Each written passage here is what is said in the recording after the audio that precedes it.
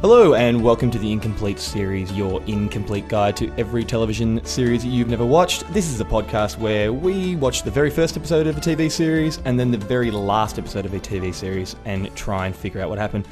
My name's Morgan and with me is my elite team, demolitions expert Mr. Scott Burgess. Scotty, how are you? Hey, I'm well, thanks. How are you? I haven't blown anything up in a little while, so I'm a little on edge. Excellent, which is why I'm glad that we've started this podcast again to, find something to blow up, like a TV show. Reinstate my credentials. Exactly. And Heavy Weapons, Mr. Aaron Boughton. Az, how are you? I'm very well, Morgan. Locked and loaded. Excellent. Always are. Mm-hmm. And lastly...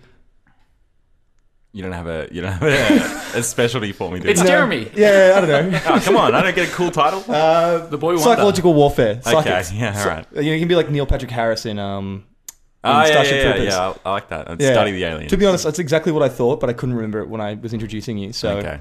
Where does this come from, by the way? I don't know. I just want to change it up a little bit. Get away from my normal John Travolta start. So we're the A team now. Yeah, more or less.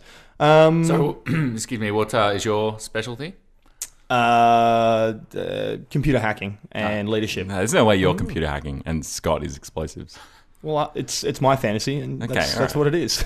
If they're like digital explosives, if I'm exploding like a computer from far away, are we going into the computer like Tron style? Okay, now look. Yes, and I will change my skill set to just team leader. Okay, well that's how do I get my heavy weapons into the computer? The heavy computer weapons. Oh, okay. Yeah, so it's like it's like software. You bring in like a Trojan or something. So it's hardware with me, Jez. Yeah. So that's your catchphrase. So they're generated inside Get this software hard. So are we recapping this show today that you just created? We're going to recast this next week. Okay. So what do you call this? What do I call this? Reboot of our podcast. We will call it the Incomplete Guide to Tron? I don't know. I haven't thought of it that far. Considering we're about to do Quantum Leap, spoiler alert, yeah. I would call our show Quantum Heap of Shit. Because that sounds terrible. Can we do what we do? Yeah, let's move past the crack team that we are not and move into the series. A quick look back at the last episode we did, which was Dawson's Creek. How have you guys felt after having a look at that? Any reflection upon the adventures or the misadventures of those teens? I feel pretty good in that I haven't watched any more Dawson's Creek, so that's a bonus. That is definitely a bonus. Mm-hmm. The thing that stuck with me the most was definitely Scott's reboot. That's not going away. The stream. Ugh. That was a very, very confusing and... I don't know. Yeah, okay. Yeah. Fair enough. I don't want to really look back at it. I'd kind of forgotten about it until you re-mentioned it, but thank you for Sorry. that. And what about you, Jez? Any thoughts or reflections from our previous installment? A lot of teen angst I've been feeling the last couple of weeks. A lot of mood swings. But let's move ahead to the show we're going to do because I don't want to talk about Dawson's Creek anymore. And that was Quantum Leap, which you've already revealed. Quantum Leap, this is another fan suggestion from what I understand. Yeah, young man by the name of Carl from Melbourne.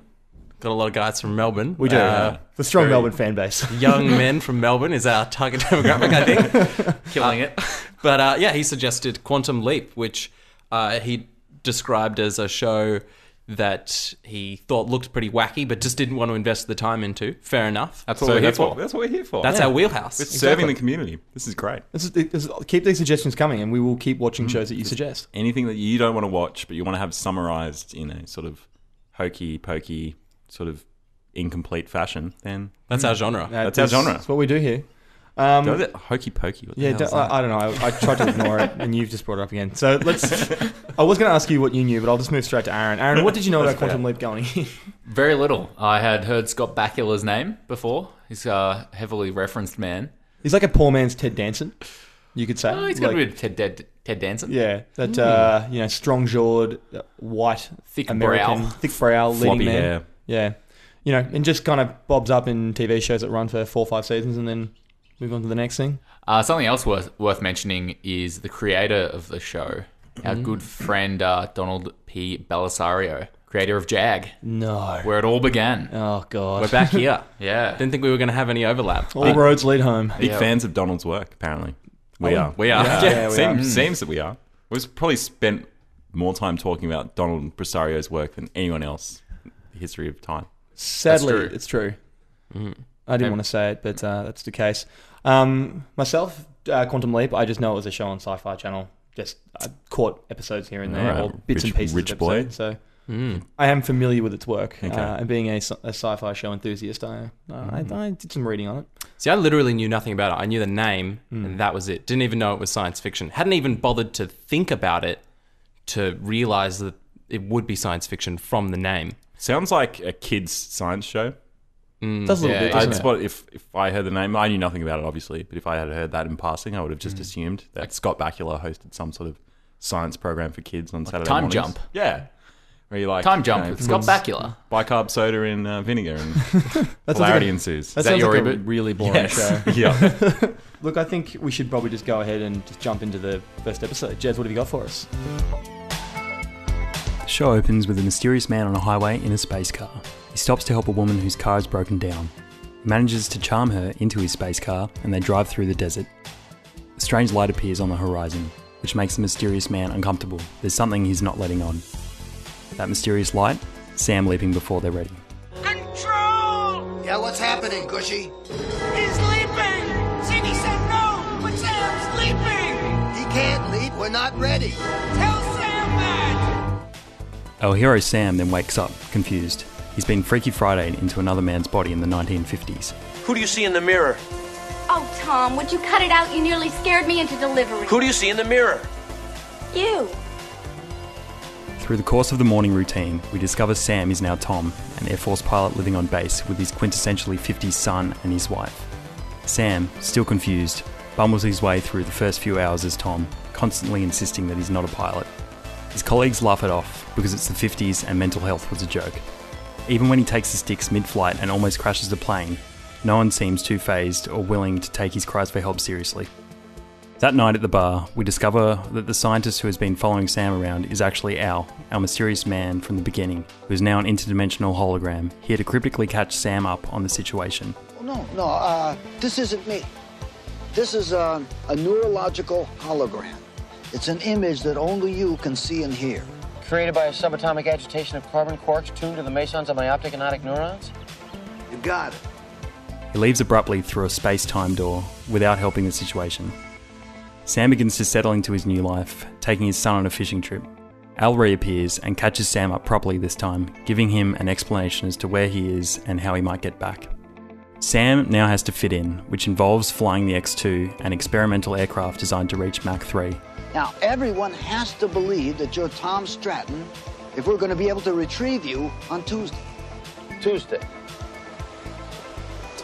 Tuesday is going to be a little late. I'm scheduled to test fly the X2 on Monday. We also find out that Tom's son was hit by a bus, which serves no narrative purpose. Look, why don't you just go back on out there with Mikey? You know, you haven't spent this much time with him since he was hit by the bus. Cut to the next day at the airfield, and Tom's superiors, starting to catch on to his offbeat behaviour, instruct him to take a personality test. Al reappears to provide exposition. One end of this string represents your birth. The other end, your death. You tie the ends together, and your life is a loop. Ball the loop, and the days of your life touch each other out of sequence. Therefore, leaping from one point in the string to another Would move you backward or forward within your own lifetime. which is our project, Quantum Leap. But more importantly, he tells Sam how to get back into his own body. Once what's put right? Tom Stratton was killed trying to break Mach 3 in the X2. If Ziggy's right, all you have to do is break Mach 3 and live. Break Mach 3 and live, or be at the epicenter of a nuclear bomb going off. Sam chooses Mach 3. The day arrives, and as Sam gets closer and closer to launch, Al is nowhere to be seen. Just as Sam launches, Al appears in the cockpit to guide him and explains why he was late. It was at the Laker game. It went into overtime. A ball game? I nearly died because you were at a ball game? It wasn't just a ball game. It was a playoff game. Sam breaks the record and ejects safely, but is still stuck in Tom. He hasn't yet served his purpose. That night, Tom's wife goes into premature labour. Sam uses his futuristic medical knowledge to stave off the birth until his wife is transported to the only neonatal care in the US, saving the day. He has served his purpose, so he's transported again through space and time into the body of a chubby minor league baseball player. I'm in a real identity crisis here, Al. I mean, one minute I'm Tom Stratton, and the next I'm a ball player named Fox. Sam reckons with his new dilemma and decides to make hay while the sun shines by contacting his now dead father in the past, his present, masquerading as a long-lost relative. Goodbye. I love you, Dad. On to business. Sam needs to win the ball game. Despite being struck out, he manages, through a series of horrific fielding errors, to score the winning run. Sam then leaps to his next adventure.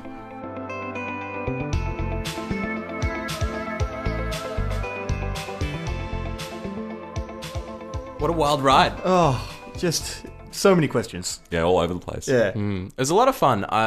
Once the questions started being answered, the ones that were answered, it got a lot more fun. Yeah. Because at the start, it was a lot of, and this might be the Donald P. Belisario coming in, a lot of pilot stuff. Yeah.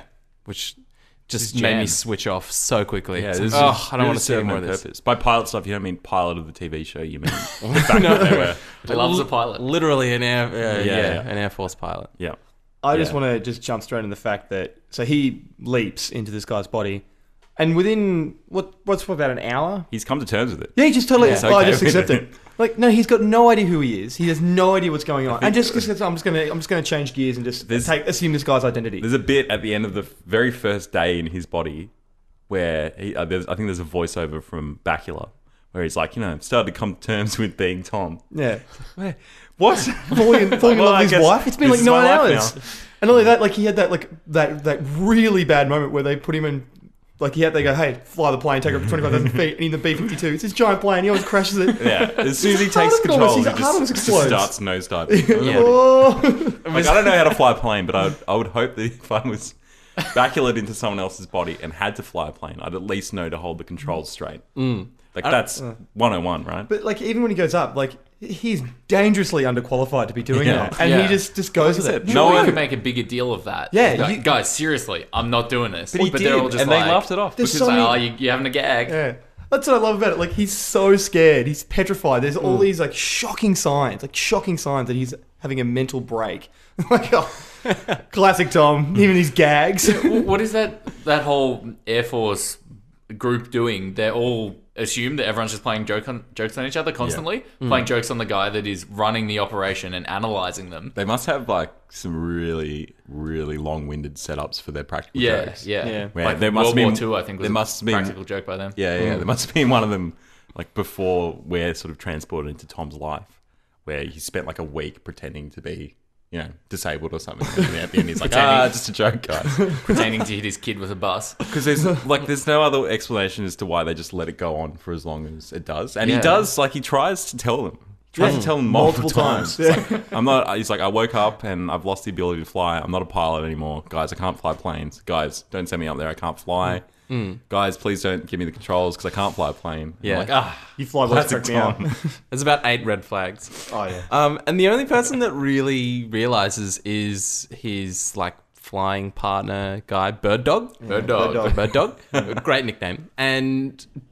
But also like he kind of like clicks when they're at a barbecue later on where a plane flies over the barbecue and his son Mikey Asked one of the weirdest questions he's from like an 8-year-old ever. what do you call that move, Dad, or whatever. And he's like, I don't know, son. And then Bird Dog gives him like a weird look. And it just means nothing. It equates to absolutely nothing. Yeah, like he doesn't come back into the story and is like tries to, realize that it's not him. It's a really good point because you're right. He does it like it's kind of signposts where Bird Dog kind of catches on, and then that's the moment where you think it's clicked, but then it's just never referred to again. What he catches on to is the fact that Tom's a poor father and he can swoop in on their family.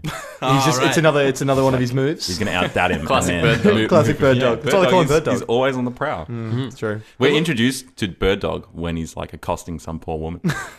Yeah, it didn't take long for them to get a chauvinistic pilot in. They're driving to work and he just veers off like a highway. Straight to the bar. It's vintage Belisario. Just he loves objectifying women. Classic. But sorry, quickly going back to Bird Dog realizing that it's not him.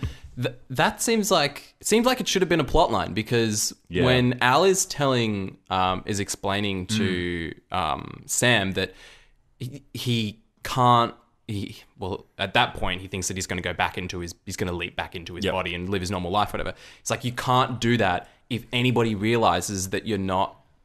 That you're not Tom, which makes no sense. And it's like, well, like rules of that's time the travel. stake there. So like, if he's realizing, like, why can he move on? It doesn't. Surely Sam would have to convince Bird Dog. Yeah, maybe they just cut that scene out. But I think we're giving Bird Dog too much credit here because he's clearly a simpleton. I don't think he would have picked up on the subtleties. Well, I reckon he was giving him the eye. I think it's as simple as he's like, oh, this guy's a poor dad. Yeah, poor father. I can move Do you mean in poor, on his... like financially, or no, like just not quality? very good with his kids. Okay. He let his son get hit by a bus. Yeah. And he's like, I can swoop in. I don't think it was like, I'm picking up on maybe this isn't actually Tom. I don't think that's Bird Dog's I'm MO. giving too much credit to the plot. Yeah, you are. opposed And to just Bird Dog's character and picking up on like subtle. He's like one of the first guys we see. Is that when they're in the bar and he's having that really in-depth conversation with Al, who and no one else can see? We should explain. So And Al's the holographic space-time guide. But he like thing is so it looks over. Bird Dog looks over and he's talking to no one and having an in-depth conversation. And Bird Dog's, hey, don't pull that talking to no one gag. It's like again, this is another sign that he's going crazy. You need to address this. And it's he's like- an experimental pilot. Mental health was a joke in the 50s. Exactly, but he's an experimental pilot and he's got a family. And Bird Dog's like, oh, it's just a gag. Like, there are so many signs it's not a gag. I'm surprised they didn't give him a lobotomy. I thought was that still going in the 50s? Could have been Probably, yeah. Could have been I after reckon. Tom left out of the body because then Yeah. Straight into a straight Yeah, jacket. maybe when padded room. Tom came back, like real Tom after Sam left his body, that was like one switch too many. That they're like, no, you're freaking out again. That like tipped him all over the edge and thought he was mentally ill then. And then they gave him a lobotomy. that's a really sad end to Or Sam's work. when they finally switch bodies back, they'd all be like, Tom, what a great practical joke that was. That went for like a week because that's what we do. We're getting away from the big issue here, and I think we really need to dedicate a few minutes here and just talk about Al. Yeah. And where Yes. do we like? Why Okay. did they decide to make Crippling him such alcoholism. Why did they decide to make him such a sleaze? He seems like he's whatever Scott Bakula's like organization is studying quantum leaps or whatever. Because Al's like in on it. He obviously works for him. Yeah. It's just showing up to work drunk like every day. Yeah, it's always hungover. Yeah. And he's smoking a cigar Yeah. while he's... Inside the So he's in some quantum chamber Exactly. smoking a cigar. Yeah, ridiculous. There's no ventilation in that. I thing. don't know. It's like a glass. I mean, I assume it's glass. Yeah. but- Why would he pick him? I imagine that Bakula/Sam would have like conducted interviews when he's starting up his rogue science wing to leap through time and space. Is And it rogue though? No, it seems to be part of the government. how did this guy get employed by the government? Well, Al? Al said he has to like explain it to the president. So this man has like a direct link to the Yeah. president, So and he this is like shows a up to full- work incredibly hungover, smoking a Yeah, cigar. after going to a Lakers game and the after party. And God knows what that would have been like. Furthermore, in the he's in 80s. like a dressing gown and like and pajamas, and he's just rocked up to work like that, just reeking of alcohol. picking up women on the highway into Vegas. And he even said, "There's a girl back at my house right now," and he just comes into work dressed like that. Like, no, Does he make Go home, it put a suit through on. the 5 seasons without getting fired? Because I don't believe that he does. They go to a weird place really quickly for like quantum scientists, and for a guy, we find out that Sam holds like 7 doctorates or something. And maybe it's because Al's like a bit loose, but then he starts talking about like appeasing the time gods Yeah. or something. Like there's some kind of greater power. Yeah, that's true. Shifting them around, and For a learned scientist, that's an odd... it's quite a leap yeah. to make, a quantum leap, if you will. I thought it was really strange that was the first sort of thing, like that was the first explanation that he gave him, was just like, well, somebody's sending you around. Like, why? What? Why can't it just be like a random? Like they've got their... Yeah. they Or got- some other They got kind their of numbers explanation. wrong when they were putting him in the quantum leap machine. And Then how does he know when to go back? Yeah. Also, what was the quantum leap machine supposed to do? I think exactly what it was doing, but they lost control of it, and it was just he couldn't come back. It was just sending him from place to place to place. he wasn't meant to think go he was- in that early. He was Yeah. meant to be able to go, because they explain it a little bit when he ties the string together. He's like, so this is your life, and this is your life in a loop. And then he mushes the string up, and he's like, now all the bits are touching. It doesn't really make sense. But I think that, like, maybe they were trying to make it so that Sam could go back to different points in his own life. And then they muddled it up, and he Got a leaped whole in someone bunch of else's- other strings tangled in with Yeah, Sam's because the and- string makes it seem like points of your life can overlap, so that you can go back and Yeah. you know, Was like what was that movie with Chandler and that guy from High School Musical? 17 again. 17 again. Oh. Yeah, Much like 17 again. yeah, like that. He gets to go and like relive a bit of his life, but they stuffed it up. Just on the mechanics of the leaping. So there are a few things in the place where he leaps to that don't stay in the world. They seem to be affected by the leap. When he goes to the baseball match and he's sitting in the dugout, the dog's barking at him, and you can hear his inner monologue saying, "Oh, the dog knows. The dog knows that I'm not Foxy." And then is that Foxy's dog? Yeah. And then he tries to using his farm boy techniques, tries to quiet the dog, which he thinks he succeeds, but it turns out it was Al behind him telling the dog to shush. Yeah. So the dog can see Al? Yeah, dogs can see through time and space. The dog can see, what was it called? Didn't you know that? Neurological holograms? Yeah. They can only see black and white, but the perk that comes with only seeing black and white is that they can see through time and space. Right. I did enjoy the final shot after they won the baseball game and he leapt out and it just went to him in front of a chalkboard and with a pipe. And it he just... his jaw drops and the pipe falls out and just freeze frame. Sam, you should be expecting this by now. This is his third leap. You jumped on. You're on board pretty fast after the first leap. So he adapts within an hour. It's unbelievable. How minor an inconvenience do you think he leaped to fix? Like someone loses their keys and then he leaps into their life, and then Al's like, "Oh, so you've got to find this person's keys, and then we can get out of here." Well, it's possible. Do you think it got more menial than that? Menial is the right word. Yeah. For all I know, Bakula could have leapt into you. You could be Bakula right now, just jumping in this podcast. What do I need to achieve? Making sure the reboot's decent. Okay, it's a lot of pressure. This is on you. One major thing from the first episode was once Sam realized what year it is, he realized that his father was still alive. So he made, but he was still, his memory wasn't all there. In the second leap.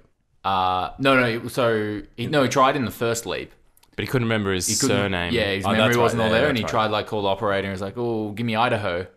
Who do you want? I don't know." But in the second leap, what year was it? It was 56. So it was 3 years. And 3 years later. Oh, what? That's weird. Why would he leap? Seems like a waste of a leap. He's got plenty of leaps. He's got a lot of leaps. He didn't get 6 PhDs to leap into some aging minor league baseball player's body to save them from finishing last. You do that with one PhD. Yeah. What are they discovering? What's the point of this exercise? research exercise? Al was pretty enthused about the game. He wanted to. Al clearly bets on it. I reckon we've got a bit of Back to the Future Sports Almanac thing going on. I reckon Al is getting incredibly rich out of this. But Sam just wanted to touch base with his dad again and just make a connection while he was still alive. And just that a very touching the shit out of him as very well. Very touching moment. No, his dad he's a dum-dum. He was buying it. Yeah, his dad is like, hey, Dad, it's me. He's like, oh, who is it? It's like, oh, it's your brother that you've never seen before, or you haven't seen for 40 years. I'm his son, and I'm gonna come and hang out. And also, I'm Australian, but I don't have an Australian accent. And I have the same name as your son. Yeah. And his dad's like, okay, come on down. Come by. Sweet. Thanks, Dad. I'm just going to give you my address over the phone and you can come and... There was quite a lot of visual effects in the episode. Yep.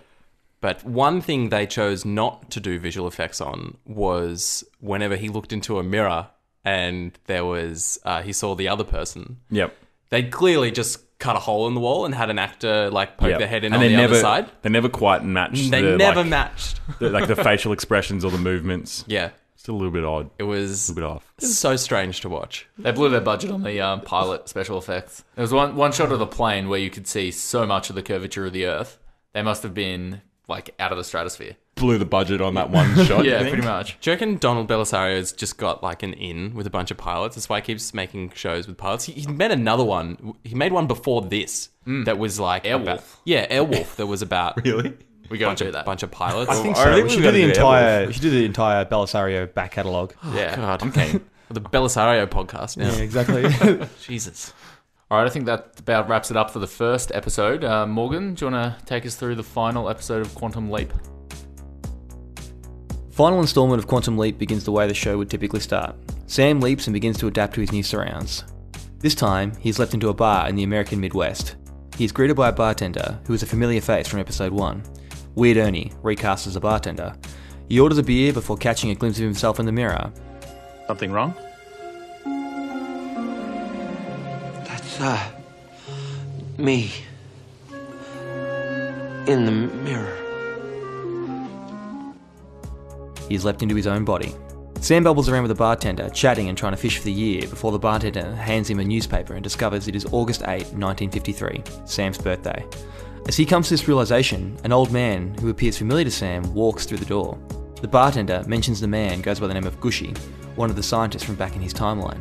The stars continue to align when he finds out the bartender's name is in fact Al. After another meeting with a less familiar face, a cold and bitter miner by the name of Stulpa, another man from Sam's past appears for some good pre-work day drinking. A miner who Sam recognises as Frank, or in this timeline, Taunchy. He gets in a heated argument with Taunchy before Al the bartender politely sends Taunchy on his way. We flash back to the current timeline where present-day Al and Gushy are trying to find Sam before discovering that he has leapt into his own body. Meanwhile, Sam, back at the bar, drinking away and trying to figure out what happened, runs into yet another familiar face, a man who goes by the name of Ziggy, who is another local of the town.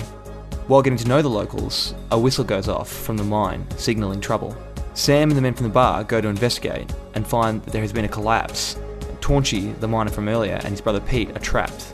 After it is deemed too dangerous to rescue the pair, Sam returns to the bar to get some further sage-like advice from Al the bartender, who seems to have a very diverse skill set.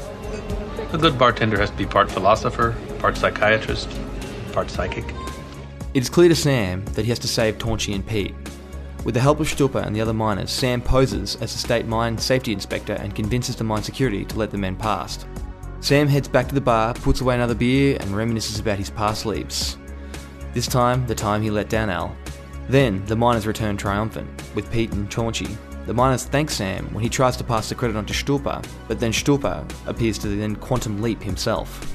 Sam is perplexed, and then Gushy, the miner version, joins the miners at the bar and explains that Stulpa had passed away nearly 20 years ago. Sam is now aware that he is in well over his head. My leap had taken a quantum twist. I no longer knew what was real and what was imagined. And if imagined, whose mind was imagining it? Mine or someone else's? Al the bartender finally reveals that he knows everything about Quantum Leap and everything Sam has done, and that he has changed the world, and that Sam can in fact leap back into his own timeline anytime he wants. Al the scientist finally finds Sam at the bar, and Sam reveals to Al, the bartender, who he believes to be God, has been leaping him around for the past 5 years. Al then returns to the lab and then promises to bring Sam home. As Sam sits outside, taking it all in, Al the bartender comes outside to join Sam, and in a not so subtle way confirms that he is in fact God. If the priesthood had been your chosen life, even though the church might move you from parish to parish, don't you have to accept responsibility for the life you lead? After Al the bartender cryptically tells Sam that he needs to continue to quantum leap, Sam leaps again, this time into a timeline of his choosing, to set the past right for his closest friend Al. Sam goes back to tell Al's wife, Beth, that Al is in fact alive and that he never died and he will be home. Quantum Leap finishes with closing titles, that Al and his wife ended up starting a family together and living a long and happy life. Sam never returns home, and he is in fact destined to leap for the rest of his days. And that's the end of Quantum Leap.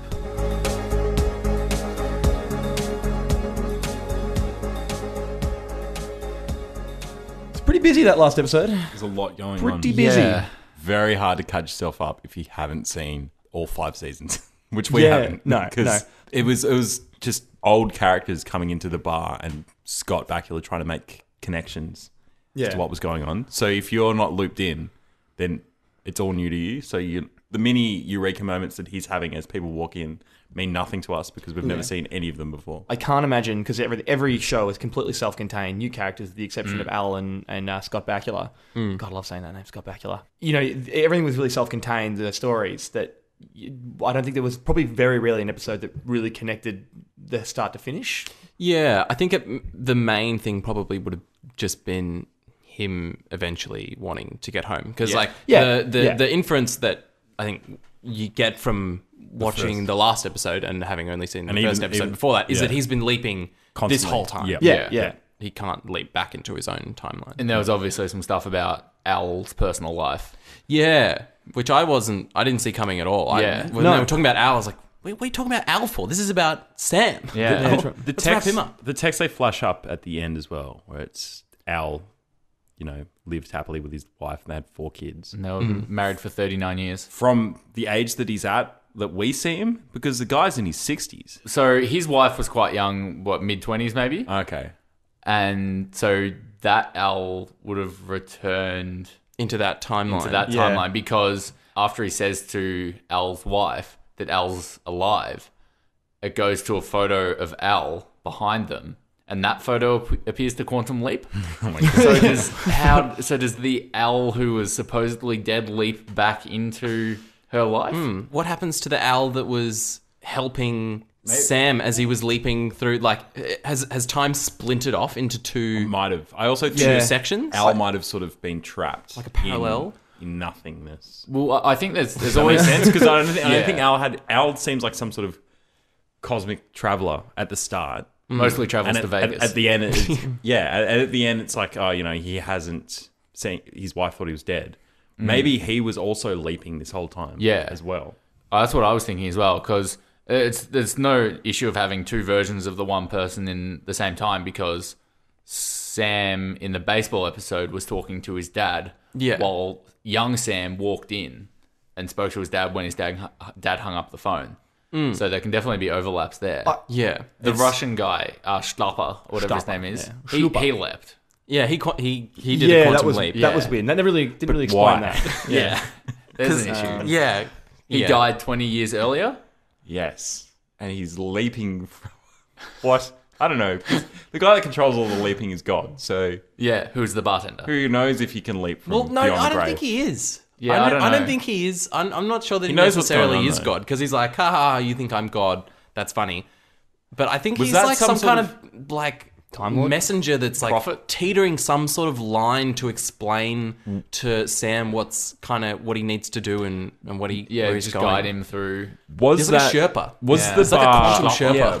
Was the bar real, or was that some sort of limbo? Because a lot of the people that were in there had checkered past. Maybe they'd sort of died, because that guy that comes in that goes into the mine. Are they other leapers? I don't. Is it a purgatory? That's what it feels like. It feels like purgatory. Because he leapt to the day he was born. Yep. Yeah. But that didn't really hold that much significance in the end. Oh, see, maybe it was like, because maybe leaping onto just like the exact moment when he was born is like his life then splintered off into two timelines. So two timelines. The one where he's still leaping around, but now has the ability to leap as himself to whatever timeline. And then there's another one where like he just grows up and whatever, I don't know, doesn't really matter. Gets 6 doctorates. Yeah. Stays away from quantum physics. Yeah. And does was that his 7th? Something else. Yeah. Tipped him over the edge. Yeah. Should have stuck with too much knowledge. Minor league baseball. I think there's definitely some there's some parallel timelines going on here. For sure. Definitely.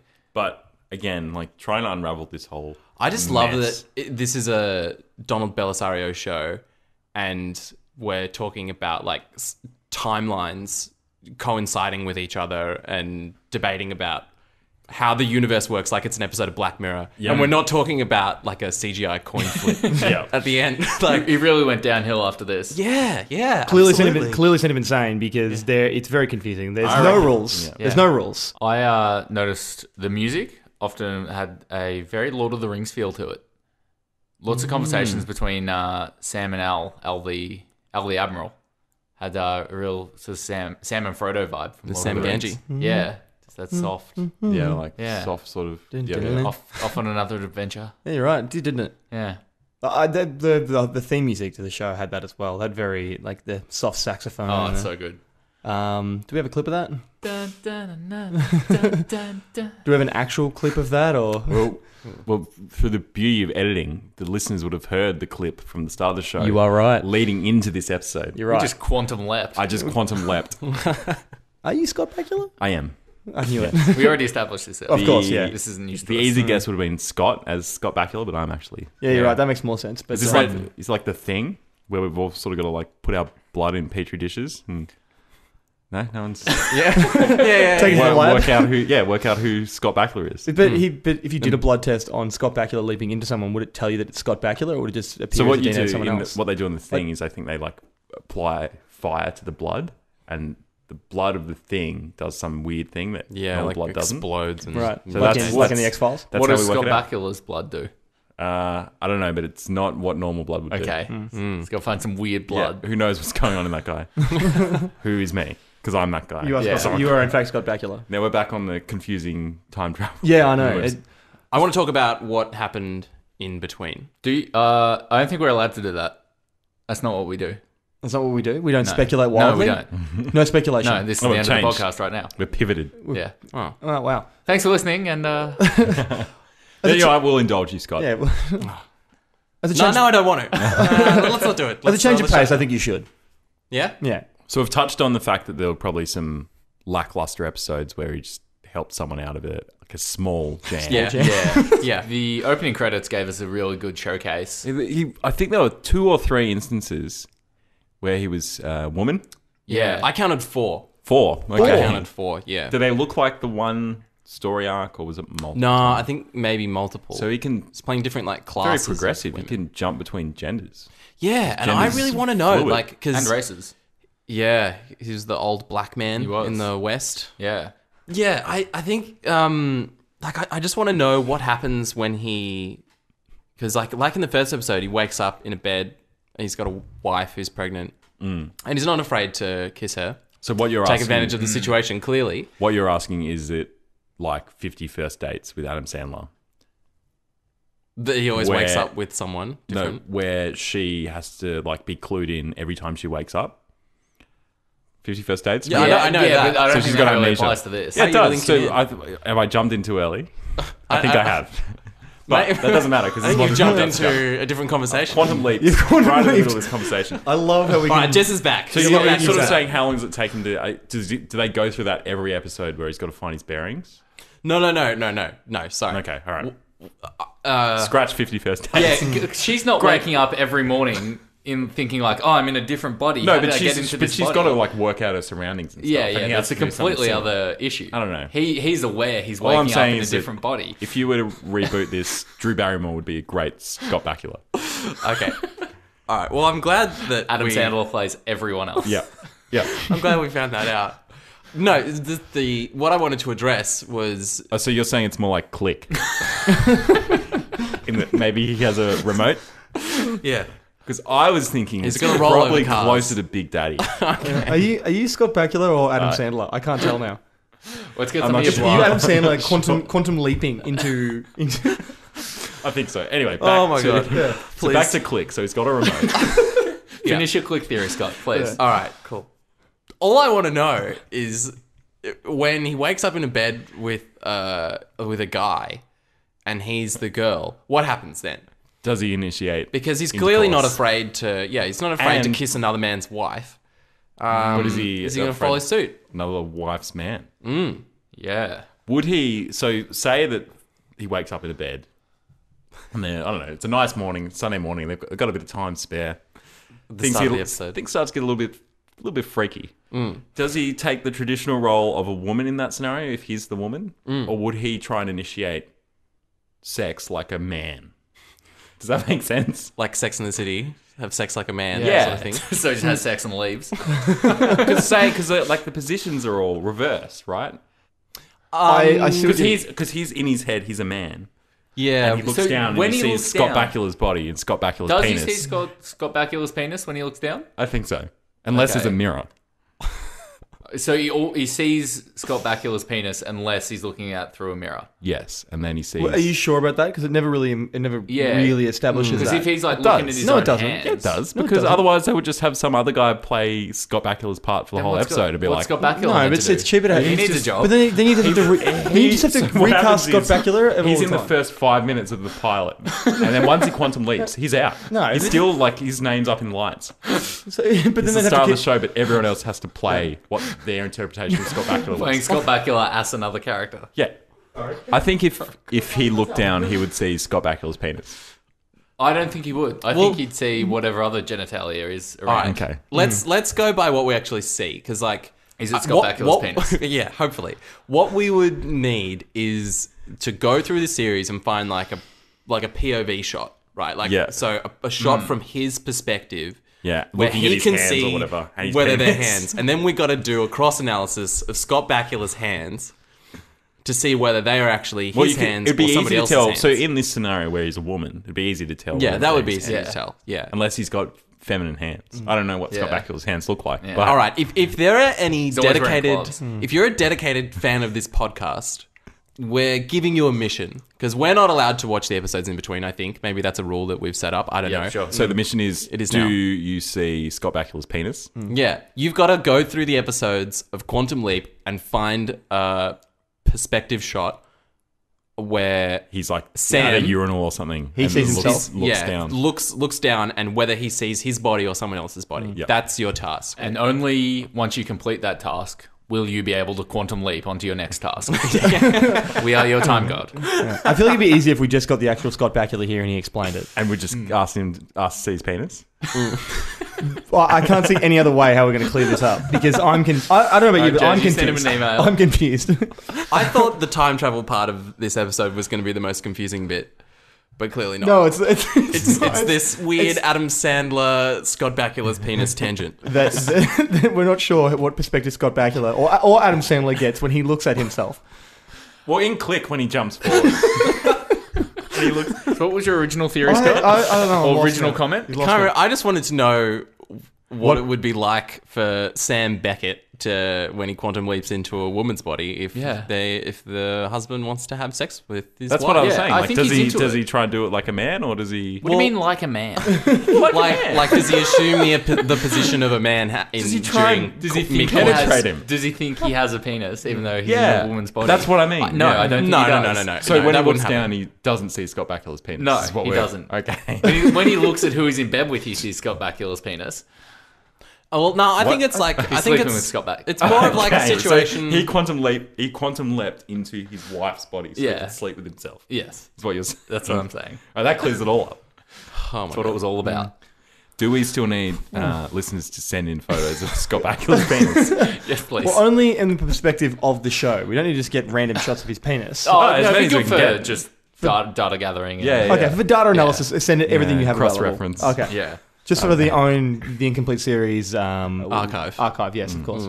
But yeah, I was thinking throughout all his leaps, he would have gone through a lot of stuff. Like you see that clip of him, it looks like the Vietnam War where he's just firing a machine gun. That's And at some point he would have spent like 2 weeks there and then just leapt away and just Yeah. left with PTSD for his next Got to leap. deal with yeah. his newly found heroin addiction. Exactly, yeah. And actually, that was something I thought of. If he's the person he leaps into is addicted to drugs, so he's just like chasing that, and then he leaps out. No, I don't know whether Does he feel what they that's feel? weird. Yeah, what physical Well, the physical characteristics goes back take to on? the. What addiction? Yeah. yeah. I mean, because like there was that one. I thought when they were talking about back to the episode 2 when he runs into that guy Taunchy and he mentions your younger brother who is mentally disabled.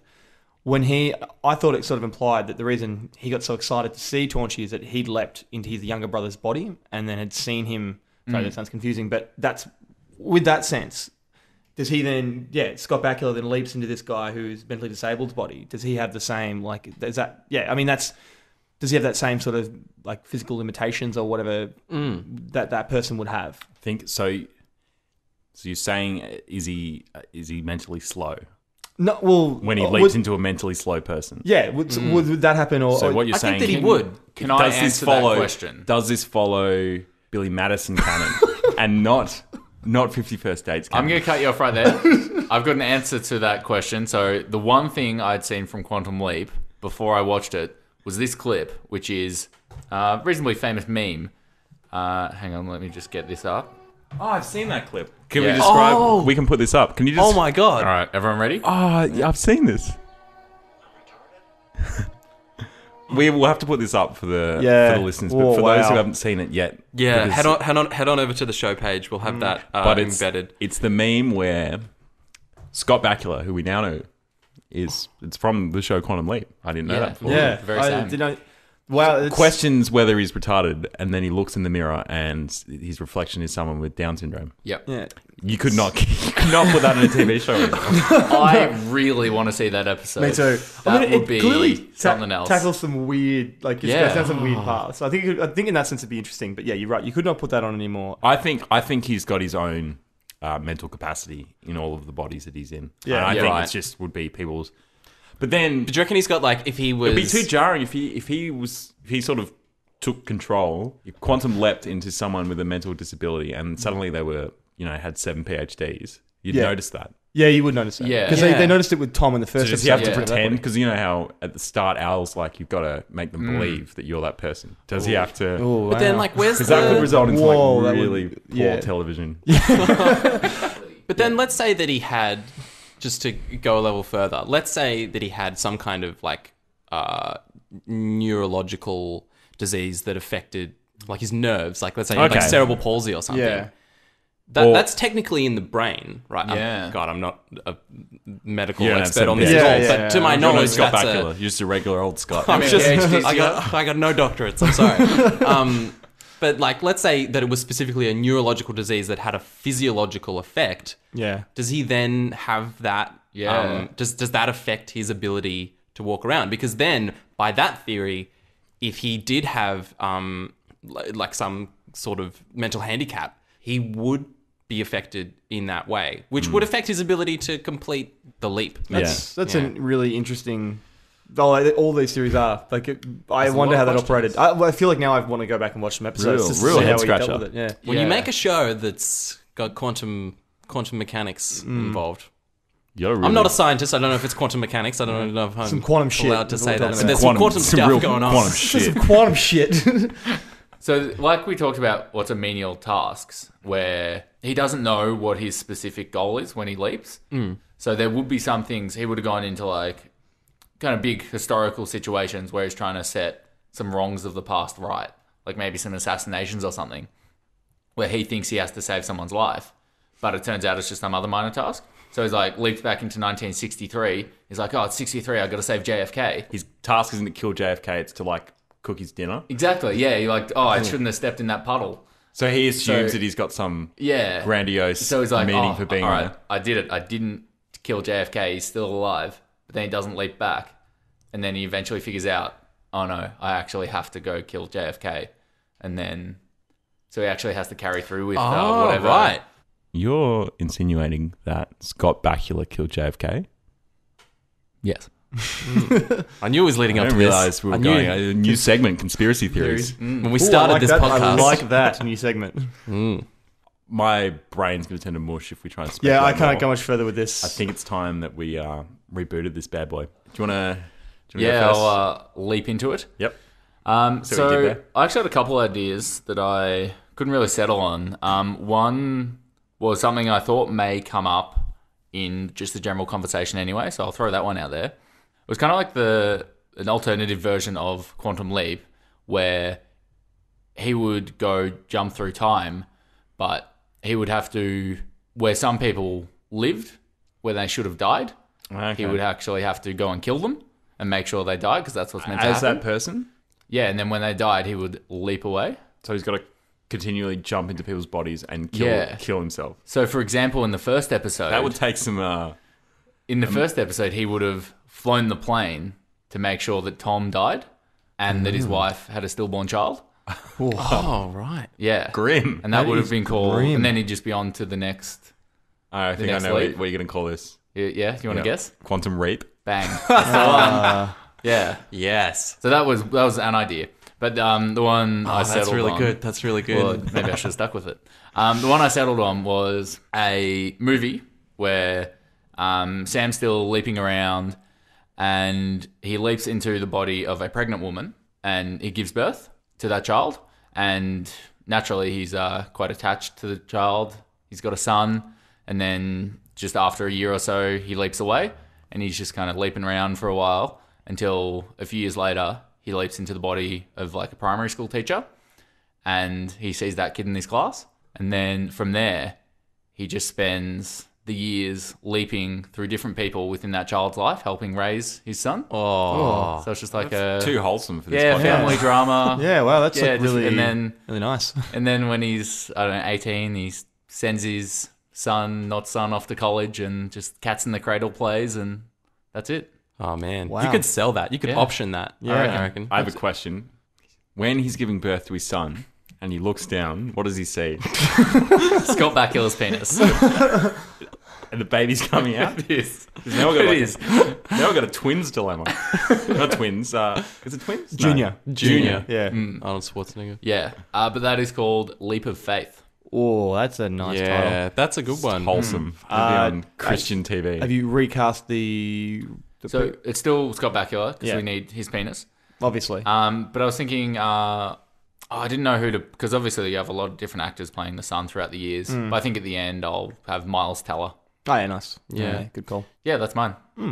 It's nice. That's actually the most wholesome one we've done Yeah. in all the episodes we've ever had. Yeah, I think it's Heartwarming. you could really write it into something. Yeah. Like, Well, I I'm think- picturing it now. There was a lot of heartwarming stuff in the episodes we watched. Yeah, The definitely. touching phone call with the father, and then Kid getting hit by a bus. yeah. All those things. Jez, how about you? Less wholesome. More Sandler. Would be the best way to describe mine. You know what? I might just whip him in there real quick. Yeah. Because I had someone in mind, but why doesn't he just play the Scott Bakula role? Adam Sandler. He can do it. He's got range.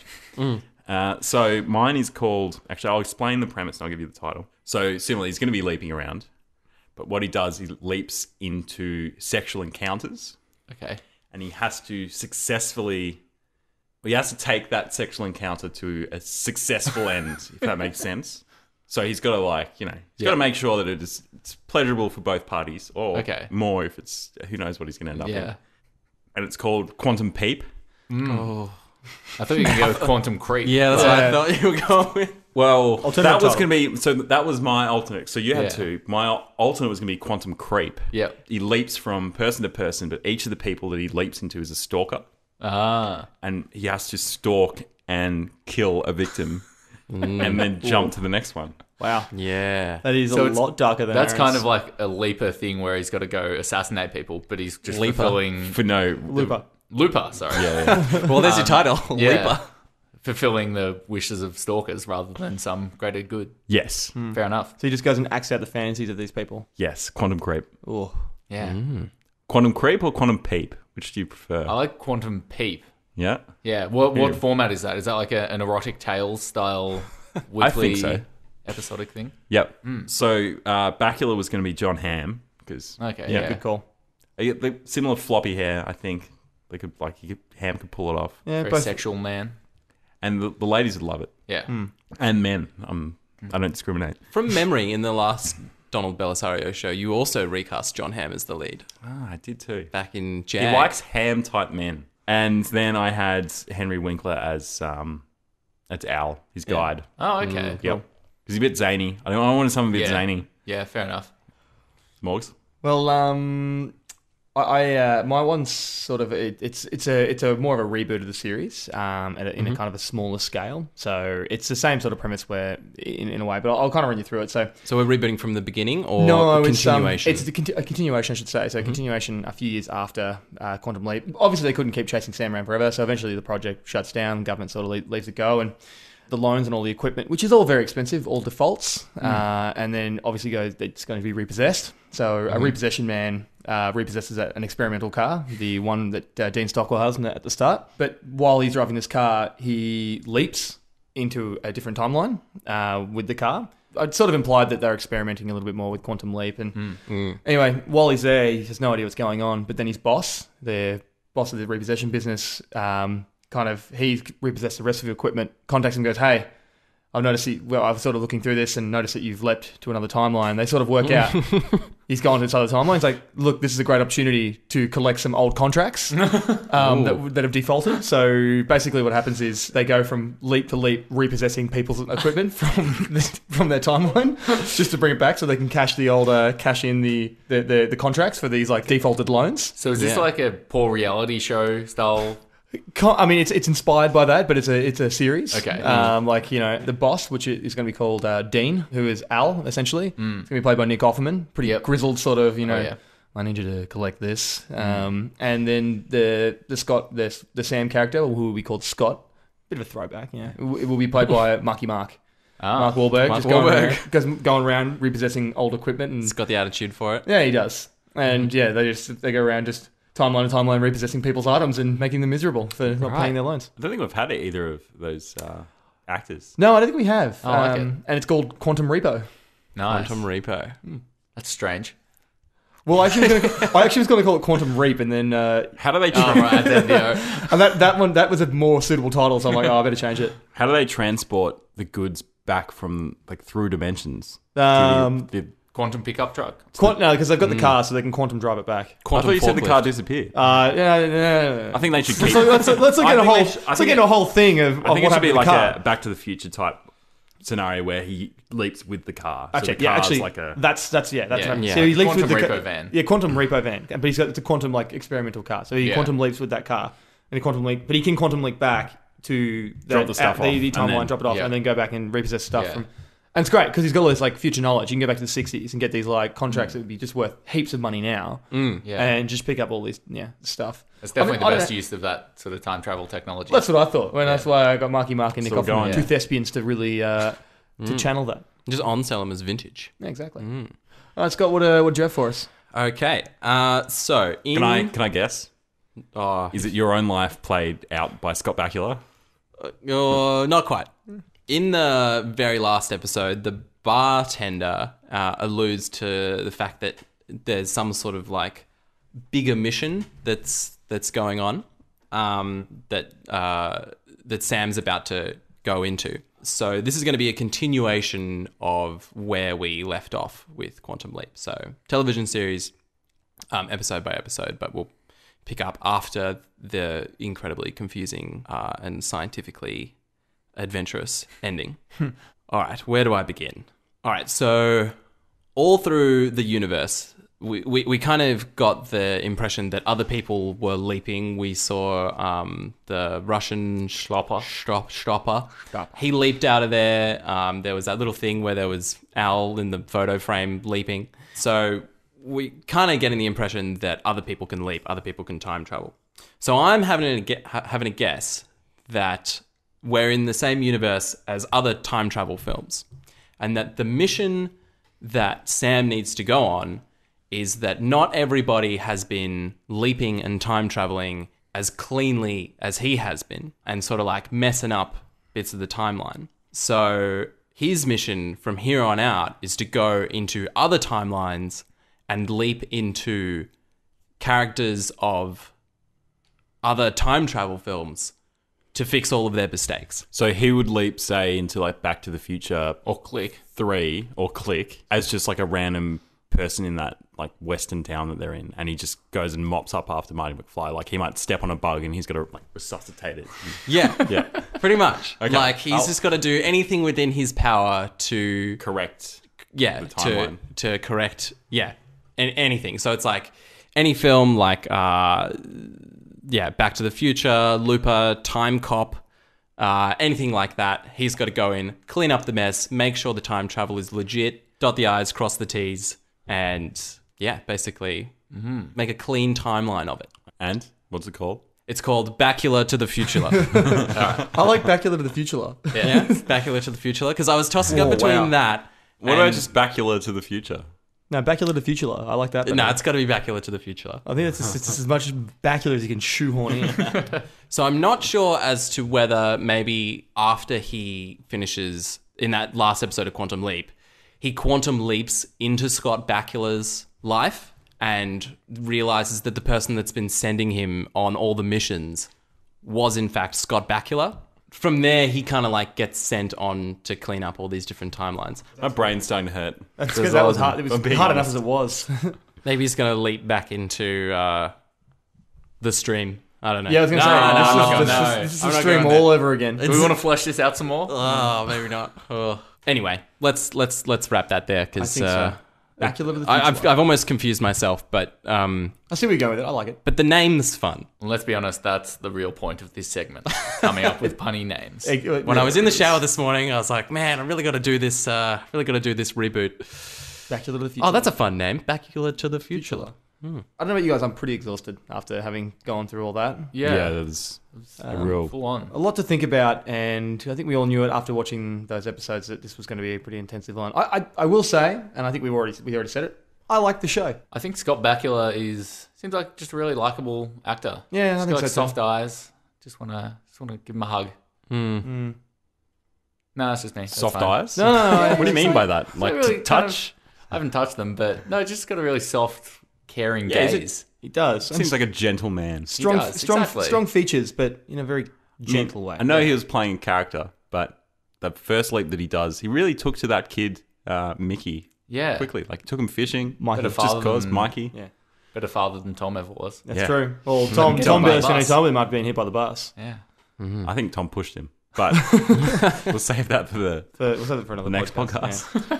Jez, where can people find us on social media? So we are the Incomplete Series on Facebook and at the Incomplete Series on Instagram. You can head to theincompleteseries.com and you can get to everything else from there. Plus, we've got a bunch of show media on all the episode pages. You can check out our... Sweet gifts. Yeah, some sweet gifts, some bio write-ups about all of us, and of course the suggestion box, which you can... Yeah, we've done 2 out of there now. Yeah. It's good. We've gotten a fair Keep 'em workout. coming. Yeah, keep them coming. You never know. You could be just as lucky as Carl was. Carl from Melbourne. I hope Carl is What is he deeply ta- satisfied. What is he taking home today, Morgs? What have we got for Carl? We have the Scott Bakula surprise package. Okay. It's, Is it his penis? no, It's no, just it's photos of it's his a penis. signed nude photograph of Scott Bakula. It's like one of those... you know Coming how your way, you, Carl. It's down the line. you have like those plastic molds of like penises that people do for like bachelor Yeah. parties Would and just be stuff. like a- Bacula parties. Bakula, or is it just Yeah. a bust of his genitalia? I don't know. I don't know. I don't know what the Bakula package looks like. Let's just. I didn't mean to say Bakula package either. It just sort of happened naturally. On that, we should probably just leave it there. So, Jez, thanks for coming along. It's always a pleasure. Aaron, always a pleasure. Thank you, Morgan. And Scott. Not quite a pleasure, but close enough. It's not too bad. It's always nice. Oh, well, that'll do. I'll take cool. that. All right, thanks for listening. We'll catch you again soon.